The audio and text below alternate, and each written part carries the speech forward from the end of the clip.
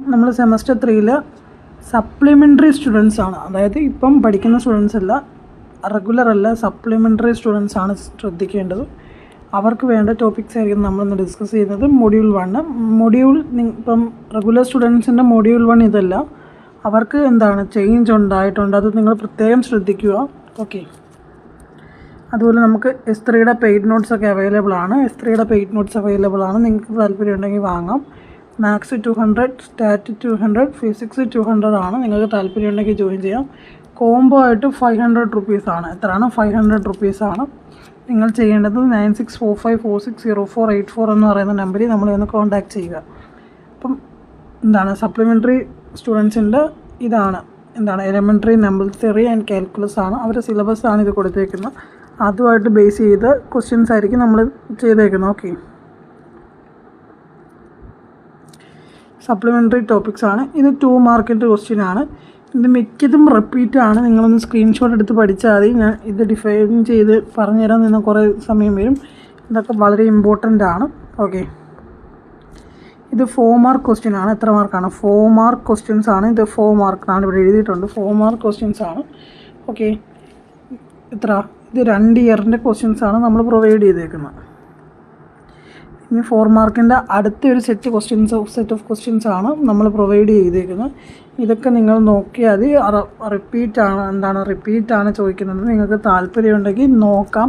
നിങ്ങൾ മെയിൻലി ഞാൻ ഫോക്കസ് ചെയ്യാൻ പറയുന്നത് മൊഡ്യൂൾ 2ഉം 3 ആണ്. മൊഡ്യൂൾ 2ഉം 3ഉം കംപ്ലീറ്റ് ചെയ്തതിന് ശേഷം മാത്രമേ മൊഡ്യൂൾ 1ലേക്ക് വരാവൂ.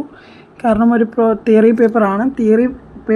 തിയറി ഇഷ്ടപ്പെടുന്നവരാണെങ്കിൽ നേരത്തെ ഫസ്റ്റ് ഇത് കംപ്ലീറ്റ് ചെയ്തിട്ട് മൊഡ്യൂൾ 2ഉം 3ഉം കംപ്ലീറ്റ് ചെയ്യുന്നത് കൊണ്ട് കുഴപ്പമില്ല. പക്ഷെ നിങ്ങൾ ഈ ഓർഡർ ചെയ്യുക. 3 ഫസ്റ്റ് കംപ്ലീറ്റ് ചെയ്യുക, എന്നിട്ട് 2 ചെയ്യുക, എന്നിട്ട് 1 ചെയ്യുക. 3ഉം 2ഉം കംപ്ലീറ്റ് ചെയ്താൽ നിങ്ങൾക്കൊരു 80 മാർക്ക്, ഒരു 80% മാർക്ക് കിട്ടാൻ ചാൻസ് കൂടുതലാണ്. ഈക്വൽ വെയിറ്റേജ് ആണ്. 80ൽ എത്ര മാർക്ക് ചോദിക്കും? ഇത് ഒരു 25 അല്ലെങ്കിൽ ഒരു 35 മാർക്കിൻ്റെ ഇടയിലായിരിക്കും ഇതിൽ നിന്ന് ചോദിക്കുന്നത്. അപ്പം ഈക്വൽ വെയിറ്റേജ് ആണ്. ചിലപ്പോൾ ഒരു ക്വസ്റ്റ്യൻ കൂടുതലൊക്കെ വരാം. കാരണം 4 ക്വസ്റ്റ്യനൊക്കെ വന്നിട്ടുണ്ട്. ഇതിലും 4 ക്വസ്റ്റ്യനൊക്കെ വന്നിട്ടുണ്ട്. ഫസ്റ്റ് നിങ്ങൾ മൊഡ്യൂൾ 2ഉം മൊഡ്യൂൾ 3ഉം കംപ്ലീറ്റ് ചെയ്യാനാണ് ഞാൻ പറയാറുള്ളത്. കാരണം ഇപ്പം എക്സാമിൻ്റെ തലേന്നാണ്. ഇപ്പം ആദ്യം പഠിച്ചു വന്നവർക്ക് ഈ തിയറി കംപ്ലീറ്റ് ചെയ്യാൻ വലിയ പാടൊന്നുമില്ല. ഇനി തിയറി പഠിക്കാൻ നിൽക്കരുത്, ഇമ്പോർട്ടൻ്റ് മാത്രം നോക്കുക. സെക്ഷൻ 4 15 മാർക്കിൻ്റെ സെക്ഷനാണ് പറയുന്നത്. എത്ര മാർക്ക്? 15. അപ്പം ഡിവിഷൻ അൽഗോരിതം ഇമ്പോർട്ടൻ്റ് ആണ്. ഈ ക്വസ്റ്റ്യൻ വളരെ ഇമ്പോർട്ടൻ്റ് ആണ്. റിപ്പീറ്റ് ചെയ്ത് ചോദിക്കുന്ന കണ്ടില്ലേ?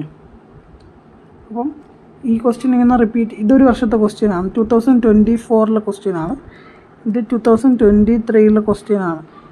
ഡിവിഷൻ അൽഗോരിതം റിപ്പീറ്റ് ചെയ്ത് വന്നിട്ടുണ്ട്. അങ്ങനെ ഈ ക്വസ്റ്റ്യൻ റിപ്പീറ്റ് ചെയ്യാനുള്ള ചാൻസ് കൂടുതലാണ്. ഇത് നോക്കുക. അപ്പം എല്ലാവരും നമ്മുടെ ചാനൽ കണ്ട എല്ലാവർക്കും നന്ദി.